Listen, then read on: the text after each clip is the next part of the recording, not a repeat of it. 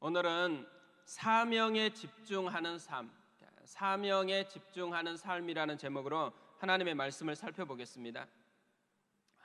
오늘 말씀을 묵상하다가 대학 시절에 CCC 훈련 교재에서 보았던 한 농부 이야기가 생각이 났습니다. 대충 이런 내용이에요.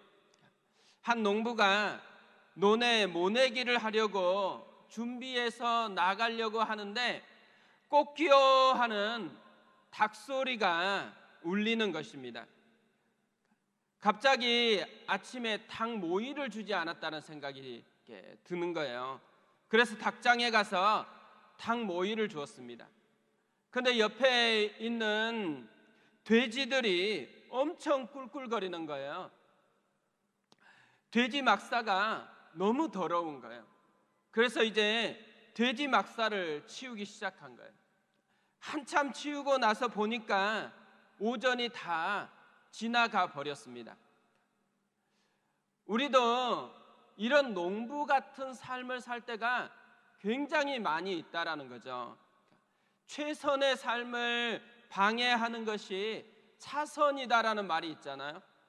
우리 삶에도 이 농부가 살고자 했던 원래 최선의 삶이라는 게 있는데 자꾸 그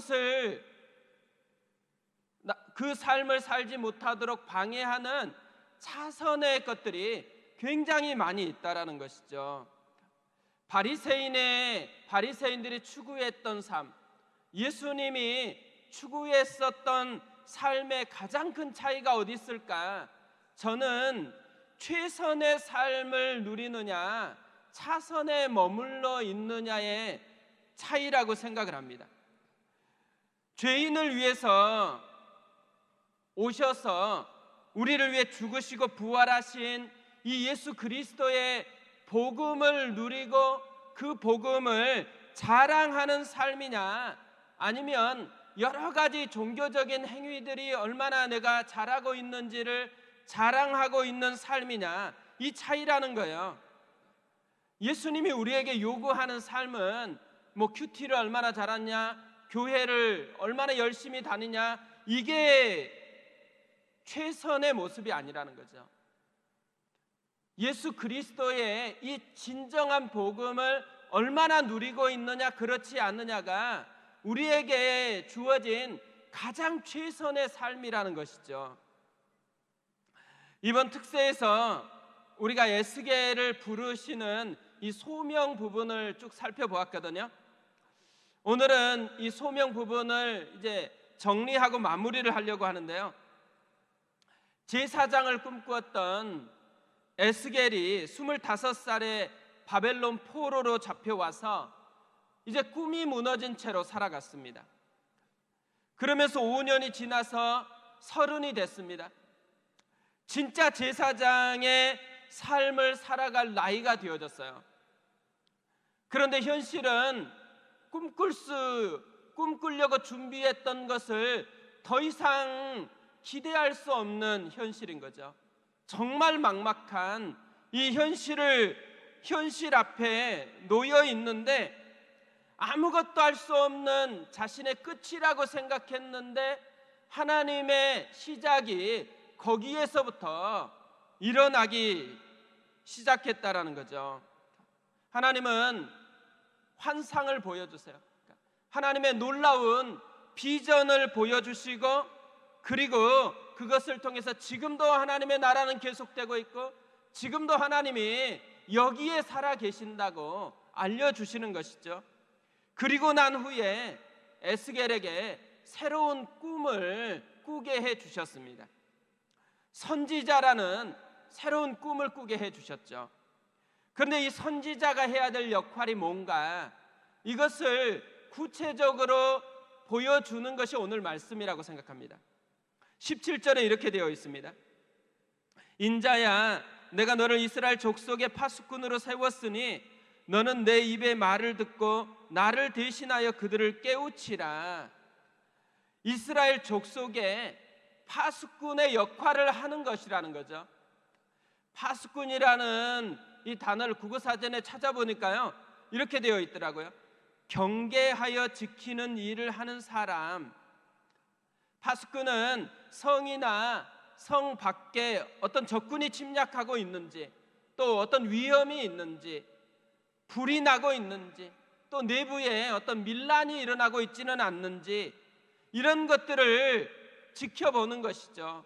그리고 그런 조짐이 있거나 일이 발생하면 즉시 다른 사람들에게 이것을 알리는 역할을 하는 사람이 파수꾼입니다.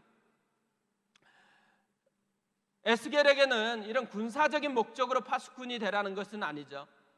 영적인 목적으로 파수꾼이 되라는 거예요. 그래서 영적인 역할로 무엇을 하라고 하냐면 그들을 깨우치라고 그렇게 이야기를 합니다. 이 말은 모르는 것을 알려주라는 의미는 아니에요. 이미 알고 있는데 경고하라는 거죠. 그걸 잘 못 살면 망하게 된다라는 이 경고를 하라는 의미에 가깝죠. 그러니까 마치 신호등 역할을 하라는 것이라고 생각합니다. 신호 지키지 않으면 사고 나고 또 벌금 내게 될 것이라고 계속 경고하면서 깜빡이고 있는 것이잖아요. 하나님의 신호를 무시하면 망하게 되어 있다, 이것을 계속해서 알리는 역할을 하는 거라는 거죠. 그러니까 궁극적으로 보면 세상의 기준으로 살지 말고 하나님의 기준으로 살라라는 메시지를 하는 사람이라는 것이죠. 분명히 2장에서는 선지자라고 불렀어요. 근데 3장에서는 다시 파수꾼이라고 그렇게 이야기를 해요. 왜 그러겠어요? 그러니까 역할이 무엇인지를 더 선명하게 해주기 위해서라는 것이죠. 파수꾼은요, 변화를 만드는 것까지 책임지는 사람은 아니라는 거예요. 결과까지 책임지는 사람은 아니라는 거죠. 단지 발견한 것을 전하는 책임을 지는 사람이라는 거죠. 이걸 18절부터 다시 자세히 설명을 해요. 18절부터 보세요.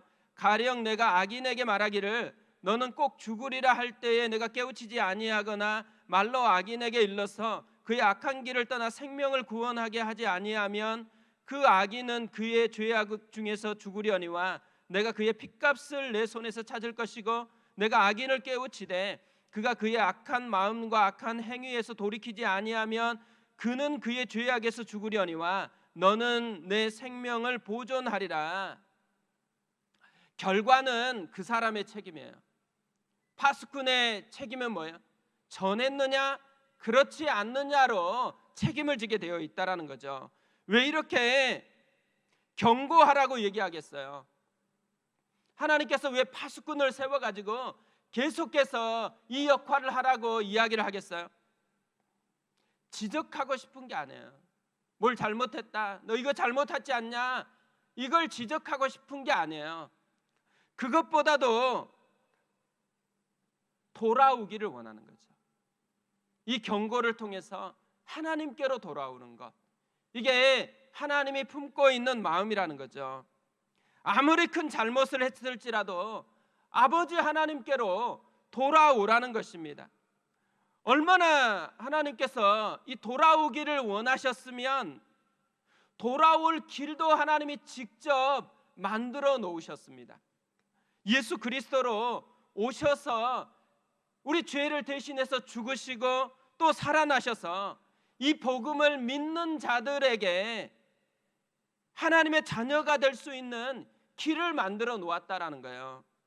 마치 탕자가 돌아올 때 이미 아빠가 뭐라고 있었어요? 가락지를, 또 신발을, 옷을 준비해 놓았잖아요. 아들됨을 누리는 거. 죄인 되는 그 구렁텅이에 속해 있었지만 아들됨에, 회복됨의 기쁨을 누리는 것, 이것을 준비하고 있었다라는 거죠. 그러니까 준비가 됐으니까 아버지께로 돌아오라는 것, 이것이 파수꾼을 통해서 전달하고 싶은 하나님의 마음이었다라는 거예요. 예수님은 승천하시면서 제자들에게 마지막으로 이렇게 말씀하셨죠. 오직 성령이 너희에게 임하시면 너희가 권능을 받고 예루살렘과 온 유대와 사마리아 땅끝까지 이르러 내 증인이 되리라.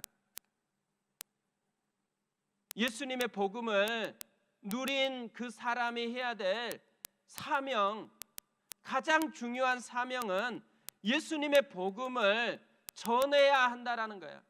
파수꾼의 사명이 우리 모두에게 있다라는 것을 예수님께서 마지막으로 일깨워 주셨다라는 거죠. 교회는 파수꾼의 사명을 가진 공동체입니다. 이걸 깨우치라고 큰 소리로 전하지 않으면 핏값을 우리에게서 찾겠다고 주님이 에스겔만 아니고 우리에게도 동일하게 말씀하고 있다라는 거죠. 근데 에스겔을 부르는 장면을 보면요, 하나님께서 굉장히 강한 표현을 쓰세요. 2장에서도 보면 듣든지 아니 듣든지 전하라고 굉장히 강하게 도전을 해요. 5절에서도 도전하고 7절에서도 도전하고 또 3장 11절에서도 3번이나 강하게 표현을 하면서 도전을 합니다. 또 오늘 말씀도 굉장히 강한 표현이잖아요. 내가 그의 핏값을 내 손에서 찾으리라. 얼마나 강한 표현이에요. 근데 이 표현을 한 번만 하는 게 아니에요. 18절에서도 하고 20절에서도 반복해서 강조하면서 하고 있습니다. 왜 하나님께서 이렇게 강하게 강조하면서 우리에게 이 파수꾼의 사명에 대해서 이야기를 하고 있을까요? 그만큼 이 사명이 어려울 수 있다라는 거죠. 그것뿐만 아니고요, 그만큼 사명에 집중하는 삶을 사는 것이 중요하다라는 거예요. 차선이 아니고 최선을 추구하는 삶을 살아가야 된다라는 것을 우리에게 도전하고 있는 거죠. 그러면서 오늘 말씀을 쭉 보면요, 이 사명에 집중하는 삶을 살기 위해서 한 가지 기억해야 될 게 있다라는 거예요. 자신이 누구인가를 기억하는 거예요. 자신이 인자라는 사실을 기억해야 한다고 말합니다. 선지자로 불렀잖아요. 파수꾼으로 불렀잖아요. 그럼 뭐라고 불러야 돼요? 선지자 에스겔아, 이렇게 부르는 게 마땅하잖아요. 그런데 오늘 하나님은 에스겔을 부를 때마다 말하는 호칭 하나가 있어요. 인자야, 이렇게 부릅니다. 선지자인데 인자야 불러요. 파수꾼으로 부르시는데 인자야 불러요. 근데 이 인자야라는 표현이요, 에스겔서에는 93번 에스겔을 부를 때마다 인자야로 부르고 있다라는 거죠. 인자라는 이 표현은 다니엘서에 나올 때는 예수님을 의미해요. 근데 에스겔에서는 문자 그대로 인자예요. 사람의 아들, 아담의 아들, 이런 의미입니다. 뭘 의미하겠어요? 아담은 어떤 사람이에요? 원래 티끌이나 흙이라는 의미의 아담아에서 하나님의 호흡이 들어가서 아담이 된 존재예요. 하나님의 호흡이 없으면 티끌 같은 존재, 하나님의 호흡을 의지하지 않으면 아무것도 아닌 존재가 아담이라는 의미를 담고 있는 것이잖아요. 이걸 기억해야 된다는 거예요. 너는 선지자로 부름을 받았지만 티끌 같은 존재다. 넌 파수꾼이지만 하나님이 돕지 아니하면 아무것도 할 수 없는 존재가 너다. 네가 잘나서 선지자 된 거 아니다. 네가 열심히 있고 네가 성품이 좋으니까 파수꾼 세운 거 아니다. 너는 티끌 같은 존재지만 네가 나를 붙들기만 하면 그러면 넉넉하게 선지자의 역할을 할 것이고 넉넉하게 파수꾼의 역할을 할 것이다라는 거예요. 이것을 기억해야지만 사명에 집중하는 삶을 살아낼 수 있다라는 것을 이야기하는 거죠. 그래서 끊임없이 인자야, 인자야, 인자야 이렇게 부르고 있다라는 것입니다. 우리도 마찬가지죠. 우리가 그리스도인이 된 것, 우리가 잘나서 된 게 없잖아요. 우리가 교회에서 신앙생활을 하다가 시간이 점점 쌓이며 훈련을 받습니다. 그리고 여러 가지 섬기는 것도 잘하게 되어집니다. 위기가 어디에 있을까요? 인자됨을 잃어버려요. 인자라는 사실을 잃어버리고 자기가 열심히 했던 그것을 붙들고서 자기 정체성을 삼는 순간 어떻게 돼요? 무너지는 현상이 생긴다는 거예요. 영향력이 사라지는 삶이 되어질 수밖에 없다는 거죠. 평생 붙들어야 될 주제가 뭐냐면 인자라는 거예요. 인자.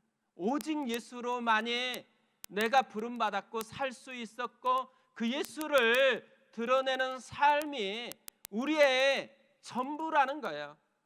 그래서 성령이 너희에게 임하시면 권능을 받는 거지, 열심히 훈련받으면 권능을 받는 게 아니에요. 열심히 의지를 담아서 뭔가를 하면 능력이 임하는 게 아니라는 거예요. 그걸 하는 이유가 어디 있어요? 성령님을 의지하려고, 주님을 사랑하고 주님을 붙들려고 우리가 열심히 훈련하고 열심히 주님을 위해서 헌신하는 모습이 되어져야 한다는 거죠. 우리 교회가 시작될 때도 이걸 붙들고 시작했거든요. 어제 순장님이 기도할 때 예수로 충분하게 해달라는 거. 근데 기도를 듣는데 제가 개척하면서 받았던 기도 제목 두 가지 중에 하나잖아요. 예수로 충분하게 해달라는 거. 근데 저에게 주시는 하나님의 메시지라고 생각했어요. 그리고 또 우리 교회를 위한 하나님의 메시지, 예수로 충분한 교회 되는 거. 이게 우리가 맛보아야 되는 제일 큰 사명이라는 거죠. 존 파이퍼 목사님이 쓴 삶을 허비하지 말라는 책이 있습니다. 이 책에 있는 글을 읽고 이제 설교를 마무리하려고 하는데요. 이렇게 되어 있습니다. 삶을 허비하지 않는다라는 것은 무슨 의미일까? 시간을 효율적으로 보낸다인가? 게으르지 않고 성실히 산다인가? 자기 분야에서 성공한다인가? 삶의 목적과 방향이 잘못되면 이 모든 것은 허비되는 삶일 뿐이다. 하나님은 단 하나의 열정으로 살도록 우리를 창조하셨다. 하나님을 기뻐하며 드러냄으로써 하나님을 영화롭게 하는 것이다. 허비되는 삶은 이런 열정이 없는 삶이다. 허비되는 삶은 사명이 없는 삶이라는 거예요. 삶을 허비하지 않기 위해서는 반드시 사명에 집중해야 한다는 거죠. 그리고 우리가 가진 가장 중요한 사명은 예수 그리스도를 맛보는 거예요. 그 맛본 예수 그리스도를 다른 사람에게 전하는 거예요. 전달하는 거예요. 그 사람이 변화됐느냐 안 변화됐느냐는 그 사람의 몫이라는 거죠. 그래서 하나님께서는 지금 우리의 시대에 준 일깨우는 가장 중요한 거, 다시 사명에 집중하는 삶을 살아내야 된다는 거죠. 교회는 이 사명을 이루라고 세워진 공동체입니다. 그래서 이것을 하지 않고 다른 것들을 다 잘한다고 생각해 보세요. 예배도 잘 드리고 또 교제도 잘하고 모든 걸 다 잘해요. 그런데 이것만 안 해요. 차선으로 즐비한데 최선은 하나도 행하지 않는 교회가 되어진다는 거죠. 부족한 것, 다른 것들은 다 안 해도 최선을 붙들면 그것이 가장 잘 사는 삶의 모습이잖아요. 교회도 마찬가지라는 거예요. 우리 교회가 가야 될 길, 사명에 집중하는 길을 가는 것, 이 은혜가 있었으면 좋겠습니다. 우리 이 시간에 찬양하고 기도할 텐데요. 오늘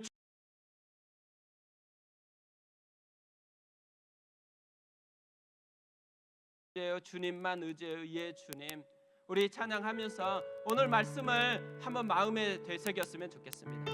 그리고 우리 안에 지금도 일하시는 그분을 따라서 우리도 그분처럼 일하여지는 것, 우리 속에 그분이 이루신 이 십자가의 은혜, 복음을 경험하는 것, 그 복음으로 살아내는 삶을 또 누군가에게 전달하는 삶을 사는 것, 우리 가정에도 이 복음이 풍성한 것, 이 하나하나를 묵상하시면서 마음을 담아서 우리 같이 한번 찬양하겠습니다.